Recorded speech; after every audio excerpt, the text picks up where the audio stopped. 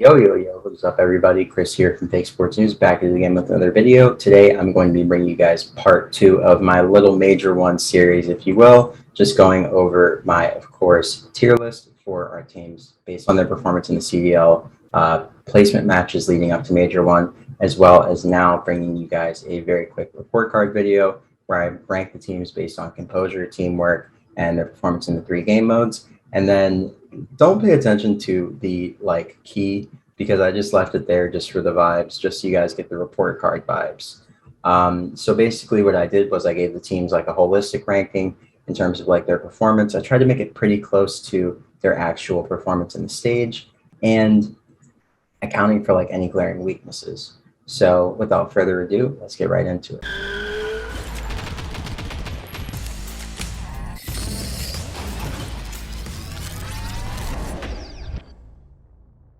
By the way, I hope you guys like the intro. I have a new one on the way. I've been working on it for a little while, but I've just been really busy with work. I don't know if you guys know, but I'm a software developer, so that keeps me very busy. And just a quick address for my health stuff. I'm doing a lot better now, finally getting to the bottom of the health issues that have always plagued me. So that's really great. And, got to stay safe and keep grinding, as they say. I'll shout out to Illy Inder.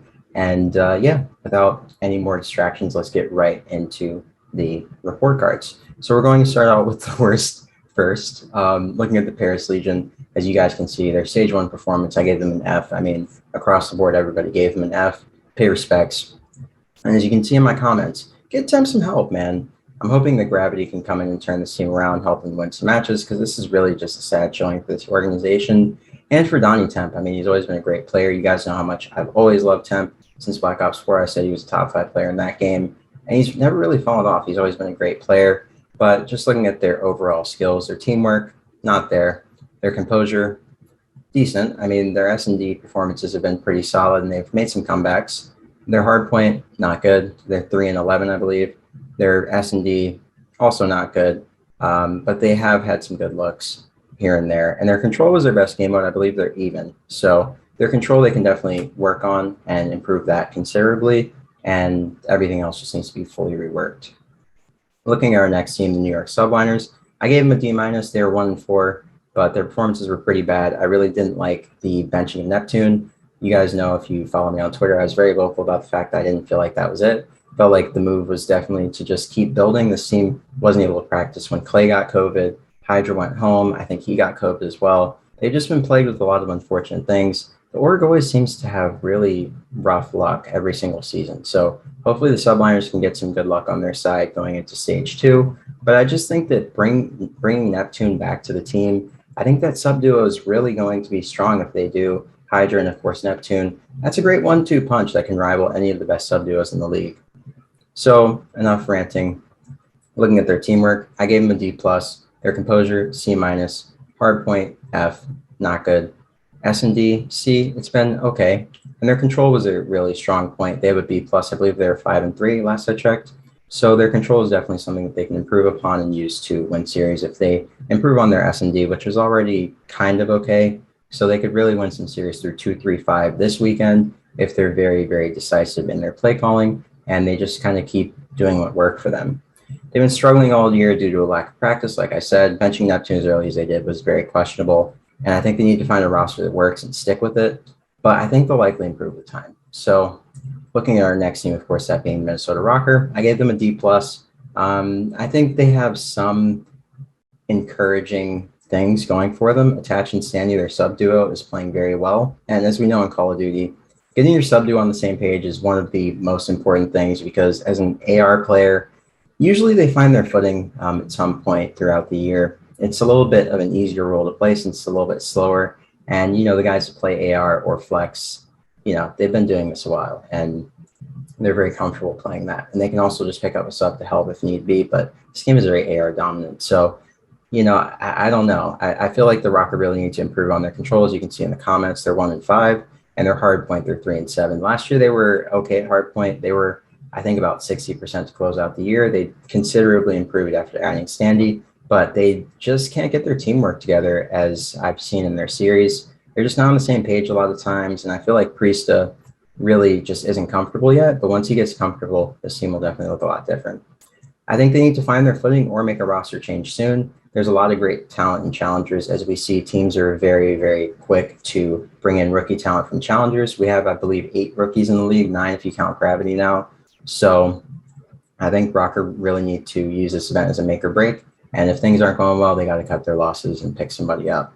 So their teamwork, I gave them a C plus. It hasn't been as good as it was last year. Their composure, I gave them a B minus. That reverse sweep against LA Guerillas really showed that the composure is still there, and that's their real strong suit. Their S&D is a B. It's their strongest game mode, as you would expect. This team has always been an S&D first kind of team. Their hard point's a D, not good. Obviously 3 and 7, and their control is an F, 1 and 5. So moving on to our next team, the Florida Mutineers. You guys know how I feel about the Mutineers every single year. They are the penultimate poopers, if you will. Let's keep it PG.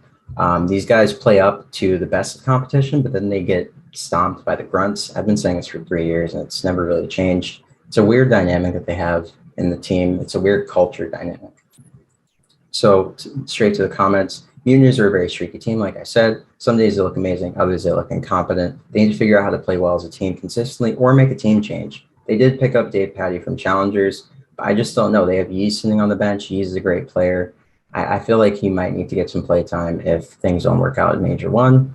And they have no strong game modes as it stands right now. Their hard point's a B minus, their S&D is a C, and their control's a C minus. So hardpoint's really their strongest looking game mode, but they don't have a winning record in any of these game modes. I believe their hardpoint, they might be 5 and 6. I gave them a B minus just to be kind. Their composure, I would say, is a B minus. They are seemingly a pretty well composed team, and their teamwork is a C plus. It's just not there because a lot of times when someone's not playing well in the Mutineers, no one around them in that system really lifts them up and kind of bails them out, if you will. Looking at our next team, the Boston Breach. By the way, I did this in order of the standings. I hope you guys appreciate that. Looking at the Boston Breach, their stage 1 performance to me was a C minus. They were 2 and 3, and they barely made winners bracket just by the skin of their teeth. Looking at their teamwork, I would say it's a C plus. I mean, their teamwork is good sometimes, but other times it's just not great. They really need to improve on their control. They're 1 and 5 like the Mutineers, and their hard point, if they want a chance to take down the best teams, their S&D is pretty solid. I like how decisive they are with their play calls and their mid-round adjustments. They can definitely take that S&D prowess and just, their overall synergy and teamwork. They got TJ Halley on the roster, they got Nero, they got Capsule, and they got Methods. All 4 players are pretty solid in S&D, but their respawn definitely needs some work. So their hard point, I gave them a B. Their S&D, I gave them a B. And their control, I gave them an F. Their control is atrocious. Their hard point is about even. I think it's 6 and 6. So I gave them a B just to be kind. I've liked their looks in hard point. They play teams very tight, and I feel like they always have a good chance of winning. S&D, same thing. I mean, their S&D is their strong suit, really, but that's not saying a lot. They're 2 and 3, and yeah, I think they can improve, but they got to clutch up. So looking at our next team, the LA Guerillas, I gave their composure a C minus just based on the Minnesota series. I was really sick right then, so I literally fell asleep when the Guerillas went up 2-0, and then I woke up, I was like, what happened? And then I found out they got reverse swept, so I watched the VOD, and I was like, Minnesota Miracle Part 2. Looking at their teamwork, it's C+. Guerillas, I mean, with Hook, Slasher, Gunless, and Asim on the team, they should really just be frying. They should be a top 5 team realistically with that team comp.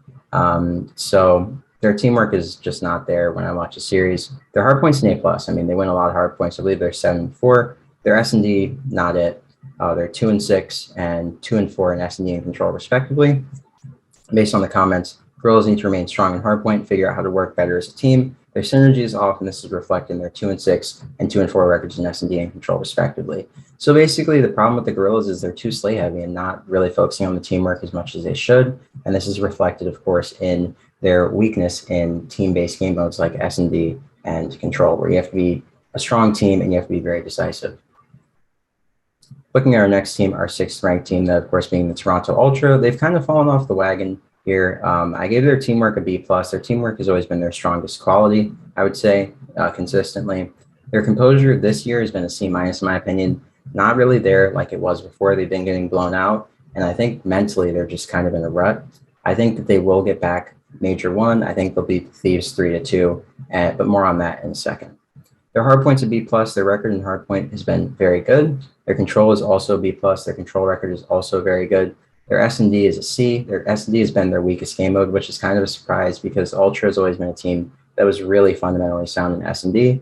But to the comments, Ultra need to figure out how to counter speed better and improve on their S&D play calls. They've been losing to really fast teams consistently in stage 1 at least, and they need to figure out how to better counter those fast teams like LA Thieves, Optic, etc.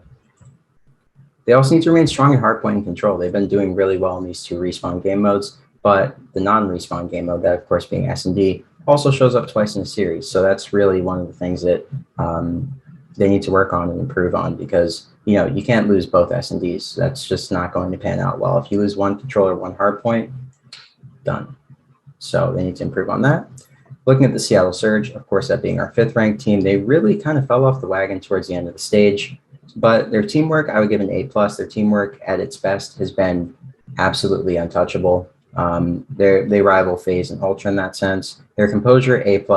Shout out to Lamar accuracy for that 1v2 against the Rocker. That, I mean, every time they're in a clutch situation, I believe they might be, don't give me a line, maybe 4-0 in clutch situations. So that's why I gave them A+ in the composure.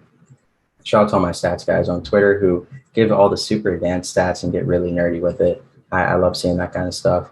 Their S&D is an A+. This has been their strongest game mode. I believe they are 8-3 in S&D. Don't give me a line though. And their control is a B-. The control's been pretty solid. I think they're 5-4, maybe somewhere in there. But their S&D is definitely their strongest game mode.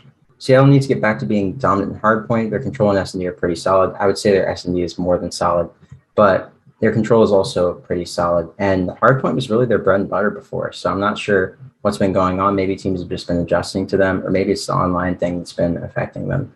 But for all intents and purposes, I still think Seattle's an S team. If you haven't seen, S tier team. If you haven't seen my tier list, then go back and watch it. You're missing out. It's a pretty entertaining video, if I do say so myself. Not biased at all, though.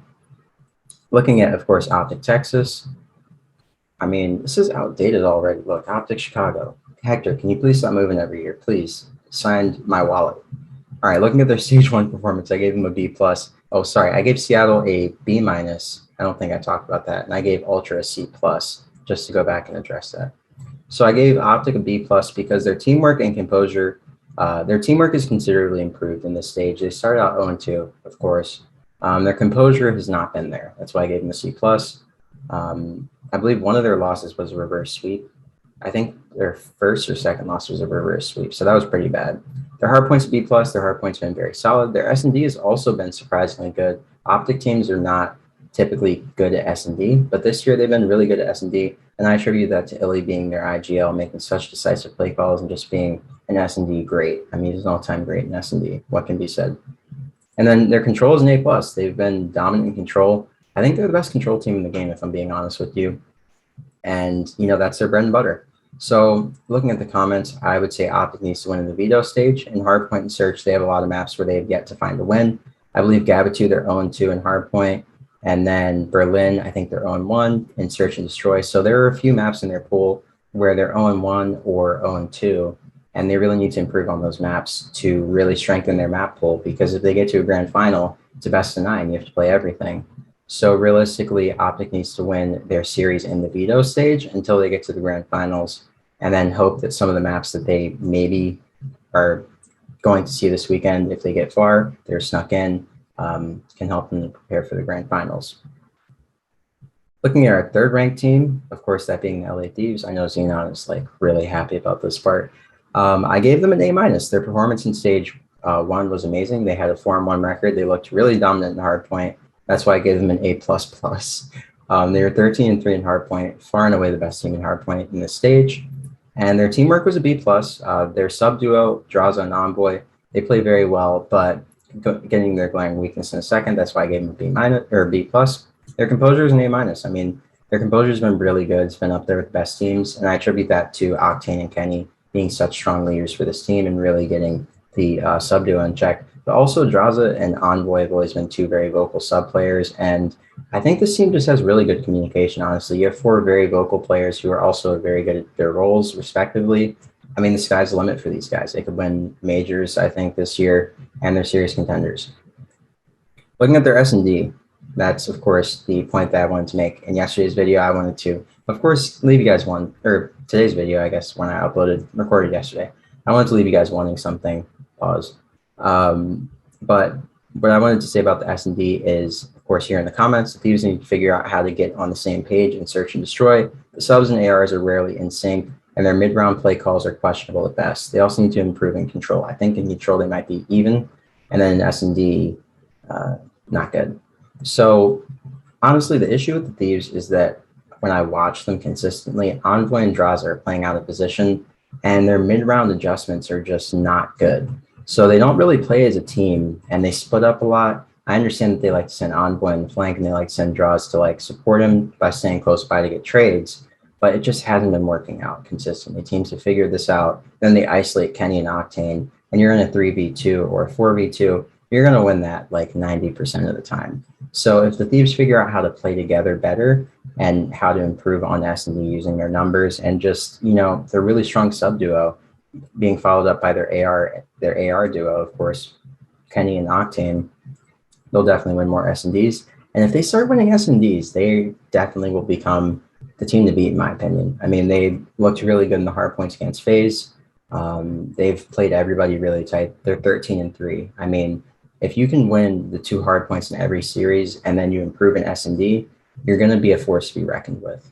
Which brings me to our number 2 ranked team, of course, that being the London Royal Ravens. Shout out to my boy Paj. He coached Gizmo and Nasty last year. They won 3 Challengers Cups, I believe, and the Elite.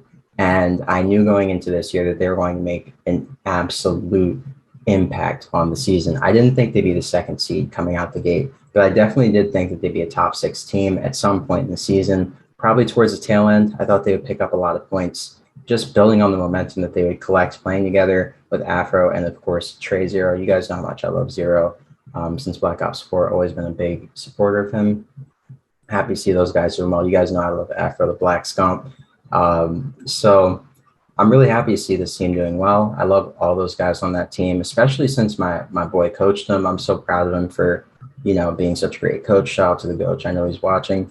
And looking at the Ravens, their teamwork is an A+. They've looked really great. Their composure, A+, ice in the veins. Their hard point's been a B+. It's been really good. Their S&D has been a C+. They need to improve on their S&D because that's their big glaring weakness. And their control has been an A-. Their control has been absolutely amazing. I think they're 4-2. So Ravens need to clean up their S&D and make sure that they remain a strong control team to prevent 2, 3, 5 losses. But I'm not really too concerned about them losing 3. It's more 2 and 5 that are a problem, and maybe 1 if they let 1 slip. 1 and 4 if they let 1 slip, that is. So looking at the Ravens, they're in a really good spot to win an event. Personally, I have them taking on my boys Faze in the grand finals. That's my hot take. I think that the Ravens will meet them there. I think that they are the real deal, and they're here to, you know, kick butt and chew bubblegum. And these guys don't seem to have any bubblegum on them. Now, looking at the number 1. Come on, man. You know what it is. ATL all day. You know, peace up, A-Town down, all that. You know, welcome to Atlanta, baby. You know how we do. We choke in real sports, but in esports, we run it. Okay? If you didn't know, now you know. Give us an A+. We finished 5-0. 5-0. Nobody can touch us. Atlanta Faze, baby. Nobody can touch us. 5-0. Teamwork, A+. Composure, A+. Ice in the veins, baby. Actually, lemon pepper in the veins since it's Atlanta. Hardpoint, A+. S&D, A+. Tupac, he's made such an impact on this team since he came in. Their mid-round play calls are amazing. I think Atlanta Faze has the best mid-round play calls in the game. It seems like every round of S&D, the other team is really fighting to win, no matter what the situation is. I mean, even in 1v4s, you get scared. Like, Cell has gotten like 3 kills in 1v4s like a couple times. And also, Celium, period. Like, the guy won the MVP award this year. He was like, I low-key got robbed last year, I feel like, even though I think Abeezy should have won. I think Abeezy got robbed. But Cell's like, I want the MVP. Simp, like, you got one. I want one. And he's making his claim. I mean, he had a 2.6 at one point in one series. The guy's been frying. I mean, he's been going absolutely nuts. But their control is their glaring weakness. They're 3-3. So I think that control is a game of they really need to improve on considerably. And I'm sure that they have been. Crowder and, of course, RJ are going to be like ironing out those details. Make sure that, the boys bring home Major 1 to Atlanta, greatest city on earth. So, that's it for me with the report card. I hope you guys enjoyed this video. I tried to do something new, something creative. Wanted to give the teams like a holistic evaluation that you guys can also, dispute if you feel differently. So, like I said, enjoy all the COD today. Major 1 starts really soon at the time of recording. Hope you guys have a great morning, noon, or night wherever you may be on this beautiful planet. Don't forget to like, comment, and subscribe if you are new. It really helps to leave a comment. Just help me improve the format or anything that may be problematic for you as a viewer, the length, anything. So make sure to drop a comment if you have any feedback to give. And I hope you guys enjoy all the action today. We are back on land for the first time since late January. Very exciting time to be a COD fan. And yeah, hope you guys stay safe, keep grinding, and so yeah, enjoy the COD, guys, and I will catch you in the next video. Once again, this is Chris for Big Sports News, and I'm signing off. Catch you on the